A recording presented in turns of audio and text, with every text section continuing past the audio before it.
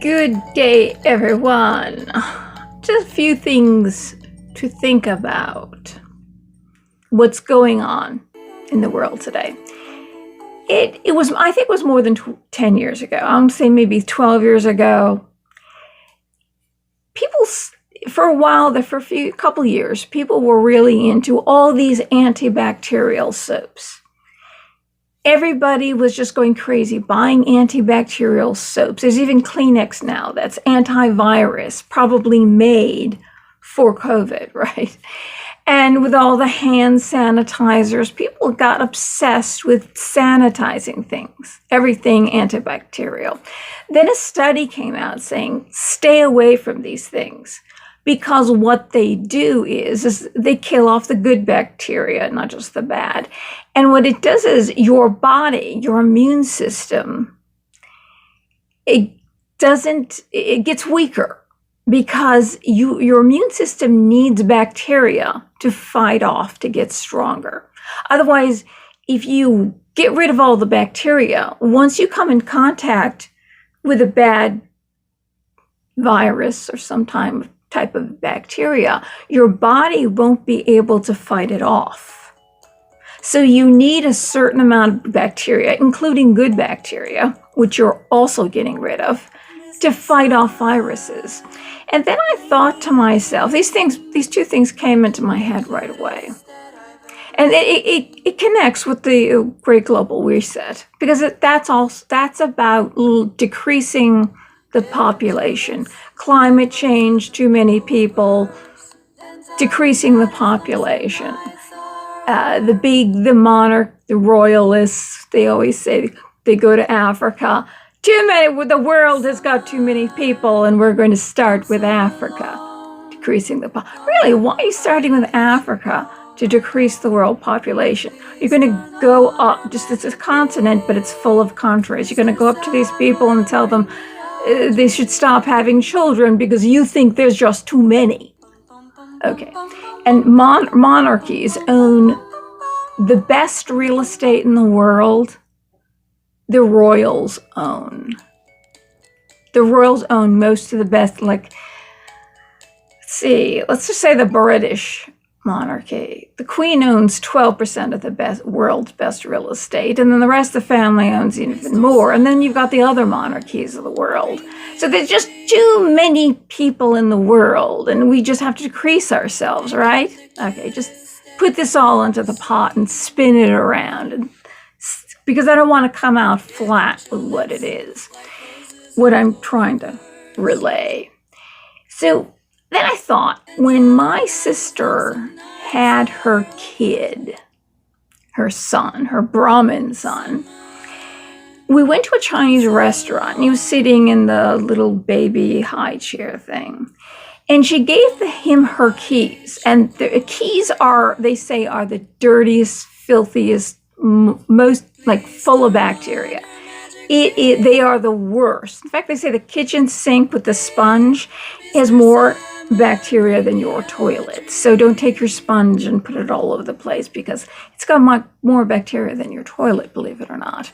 Because it's wet and you get some bacteria on it, and the bacteria grows. Just a little bit of E. coli or salmonella, boom, it sits there and it just grows all day. That's why the mass.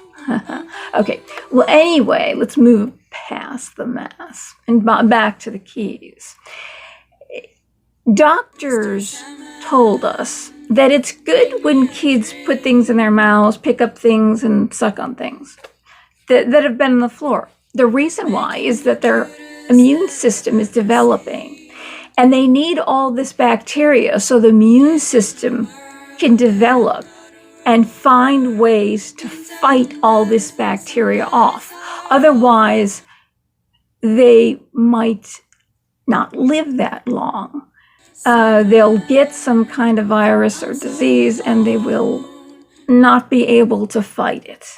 So the way to get children to fight off diseases is to have them put literally everything in their mouth. That was what scientists, I'm sick of scientists, doctors, that's what your doctors, the pediatricians, that's what they told you. Things should be clean to a point, but that they were pushing home for a long period of time that this was important. And then when the antibacterial stuff came out, they realized that this is not good. We're killing off. We're actually making ourselves, by keeping ourselves so sanitary, we are weakening our immune systems and making ourselves more susceptible to catching something and dying.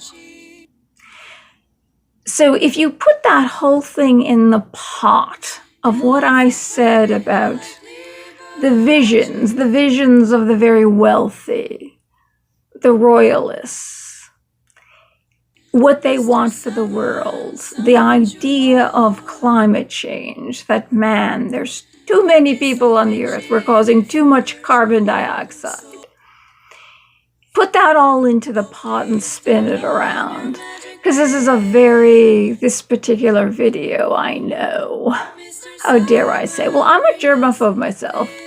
But then again, when I heard that, I said, yeah, you're right. I hate putting that hand sanitizer on my hand. And what's the point of buying everything antibacterial? Soap. The purpose of soap, what it does is they look under a microscope and they see that soap actually dissolves the outside membrane of bacteria, virtually rendering it harmless. That's what soap does, believe it or not. So it's pretty good. Soap and water is actually pretty good. We don't need to go over the top. So let's just keep in mind we need not go over the top. And nature and the outside world are fine, because unless you get some water that it might have meningitis in it, like there's some wells, there's certain places that have this little bacteria that's in water. Isn't that what Jim Hansen, the guy who did the Muppets, he died of, went to his brain? Certain things like that. But otherwise, the outside world itself, it's good to be in the outside world, good to be breathing fresh air. It's good to go into the woods and, not to be afraid even to pet a dog or an animal. We should be resistant to most bacteria out there. Our immune systems need to be strong. If we are going to survive, we can't lose our minds and go crazy and worry about everything. We've got vaccines coming, and I don't know. We've got vaccines coming, and they say they're pretty good. I didn't get my flu shot this year. Did I get one last year? No, I didn't get one last year either. Strange, because I have asthma, and every doctor I go to just wants to push a flu vaccine on me. And I didn't get one last year for some reason, and I didn't get the flu. And I didn't get one this year, and they said I really should get one. But the flu stats, for some odd reason, in April of this year, I was listening to an epidemiologist. He was reading off the different diseases and the stats for each month. And they said, wait a second, flu disappeared completely in April of this year. There was only COVID. There wasn't cold, there wasn't flu, there was anything else. It was just COVID, which is really weird. And the flu, for some reason, has dropped off dramatically. I've been trying to find the stats. It's like it disappeared and well, anyway, let's not say anymore. I think you know what I'm saying. Eat well, take your vitamins. Vitamin D is extremely important. Vitamin D, the reason why supposedly the race idea is a fallacy.